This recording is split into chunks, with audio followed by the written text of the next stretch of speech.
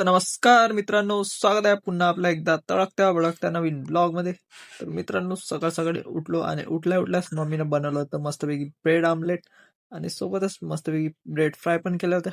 मग का ते झाल्यानंतर मला जायचं होतं बकऱ्या चाराले. मग गेलो बकऱ्या चाराले. बकऱ्या चारून घरी आलो. मग मस्तपैकी केली आंघोळ आणि आंघोळ केल्या केल्यास मग निघालो आम्ही सगळेजण.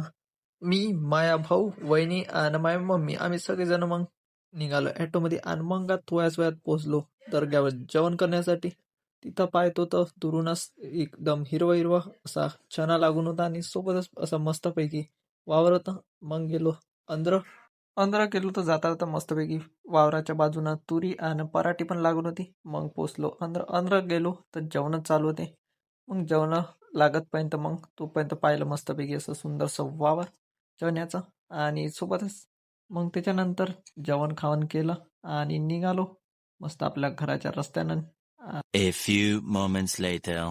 त्यानंतर मग काय घरी आलो. घरी आल्यानंतर कपडे वपडे बदलवले नवीन आणि त्याच्यानंतर स्वेटर वेटर घातला आणि निघालो आपल्या बकऱ्या चाराने. बकऱ्या चारून घरी आलोच तर मग आलो डायरेक्ट वर्धा स्टेशनवर दादूच्या इच्छे पाहुणे सोडायला. मग ट्रेन यायची तोपर्यंत आम्ही दोघं हिंडत बसलो. मग काय हिंडता हिंडता याच्या मामासोबत दोन चार गोष्टी केल्या आणि मग गोष्ट करता करता आम्हाला दिसले काकाजी. मग का त्यांच्यासोबत थोड्या गोष्टी केल्या, रेल्वे भरतीच्या बद्दल विचारलं का कसं आहे म्हणून. मग का थोड्याच वेळात तिथं दिसला मला आपला तिरंगा मस्तपैकी असा लहरत होता. सुंदरसा तिरंगा पाहून झाला मग थोड्याच वेळात आपली आली ट्रेन.